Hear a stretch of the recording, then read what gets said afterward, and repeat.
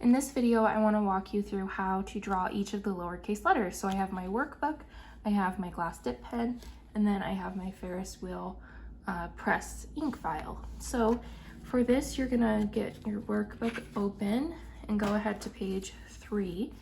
And you can see this is the workbook I used for the workshop, but it's still gonna work for us. So we're just gonna go through each of the lowercase letters and I'm just gonna show you how to draw them.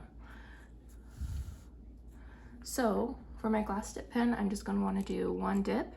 I'm gonna swipe it off on the side, place my ink to the side, and then I'm just gonna start with the letter A. So the letter A is gonna be an O form and an underturn. All of the lowercase letters are combinations, almost all of them are combinations of the basic strokes. So for this one, we're gonna start at the 2 o'clock position and work our way around and come back up. And then we're gonna do an underturn. And you'll notice that my strokes here are pretty thick, and that's just because I just dipped my pen. So there's lots of ink that's flowing down to the tip. So you'll notice as you start to run out of ink, then you're not gonna have as thick of strokes. For the letter B, this one's stylized a little bit. So we have a small entry stroke that goes into an ascending loop. Then we have a reverse O form. So we're gonna start here, instead of at the 2 o'clock position, we'll reverse it and start here and work our way around. And then we're gonna do an upstroke.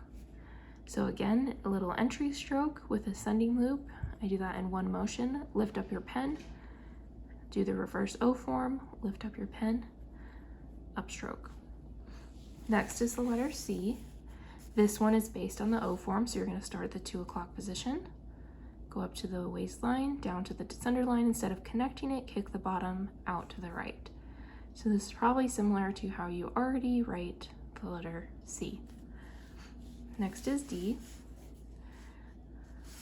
We'll maybe move down here so we have plenty of room.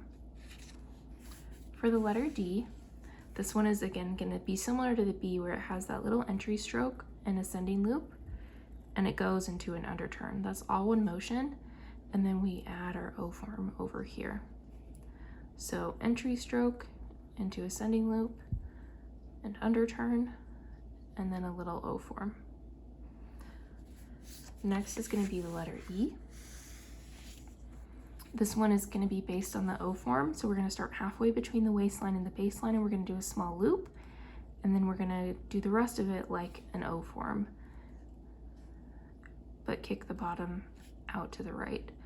So probably very similar to how you're already writing the letter E.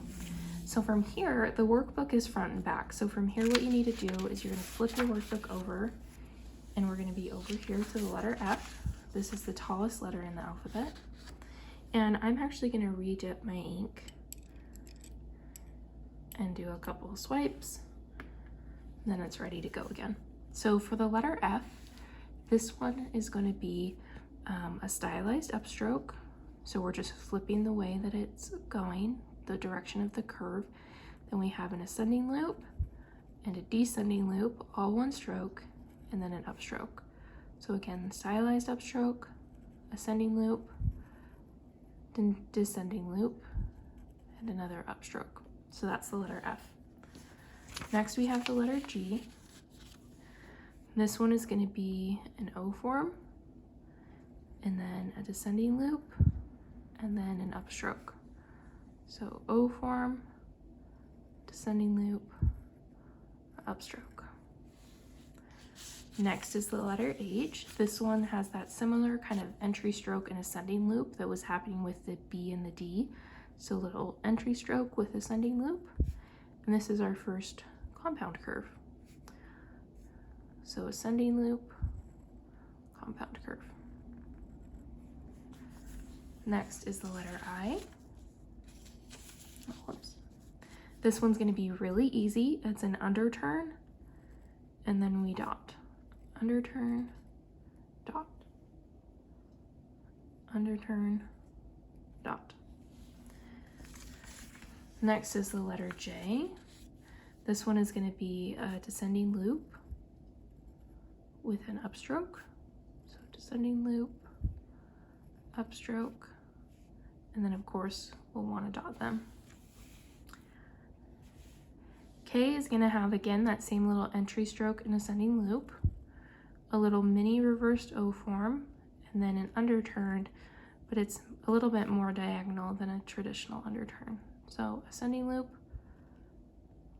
reverse O form, underturn. And that one didn't quite connect, so that's looking a little off. Let's do it one more time. So there's the letter K. From here, our workbook, we've finished this whole first page, so I like to just set it aside and then I move on to the next page. So next we have the letter L. I'm going to redip my ink again and a couple swipes. For the letter L, this one is going to be an ascending loop with an underturn, all one motion. So ascending loop and underturn. Next is the letter M. This one is going to be a downstroke, an overturn, and a compound curve. So downstroke, overturn, compound curve. And something with lettering that a lot of people don't realize is tracing is super helpful.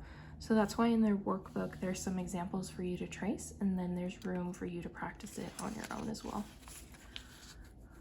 Next is the letter N.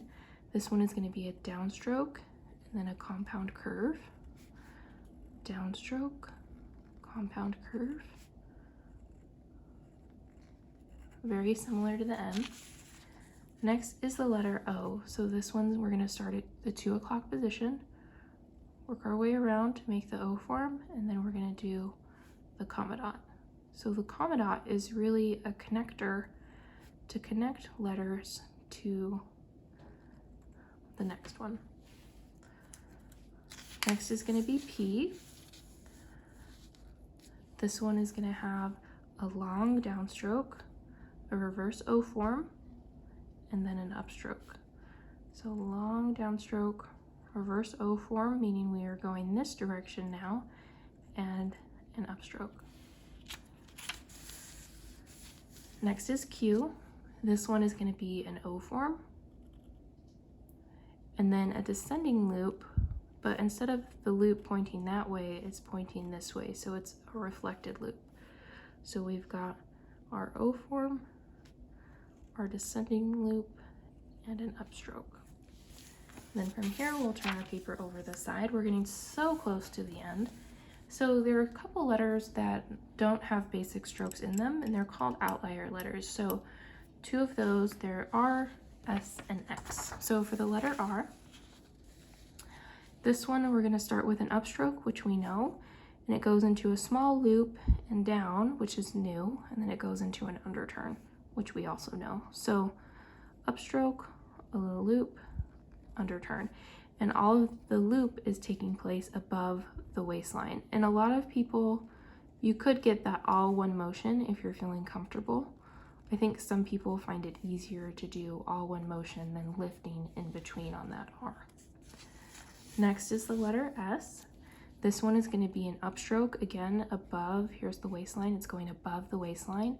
Then we're going to come down, kind of like a cursive S, but we're going to continue through and loop it up. So all together, it's an upstroke.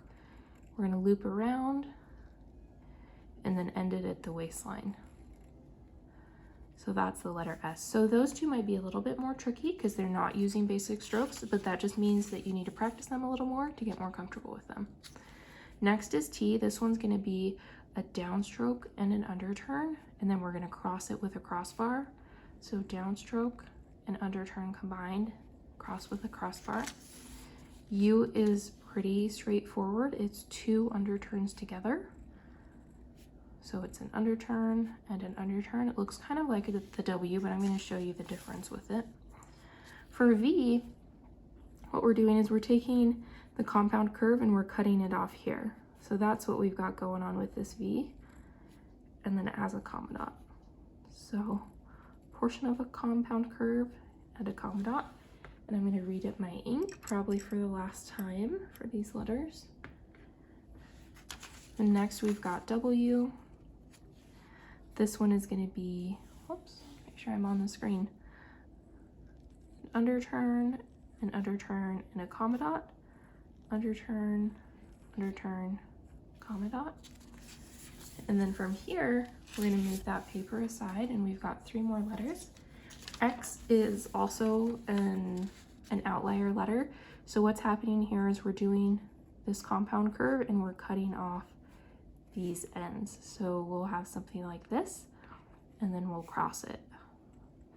But ideally, this is a better example.